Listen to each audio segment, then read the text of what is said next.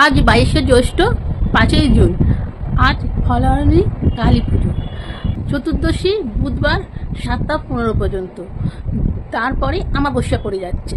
কাল বৃহস্পতিবার আমাবস্যা থাকছে অপরাহ্ন 5টা 53 পর্যন্ত।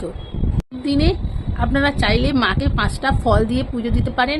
যদি মনের ইচ্ছে পূরণের জন্য কোনো স্বাদ থাকে, মানত করেন, তাহলে একটা যে কোনো ফল দিয়ে আপনারা পুজো দিতে পারেন। যেই ফলটা দেবেন সেই ফলটা সারা বছর খাবেন না। আর যদি না হয় এমনি মাকে 5খানা ফল দিয়ে পুজো দিতে পারেন।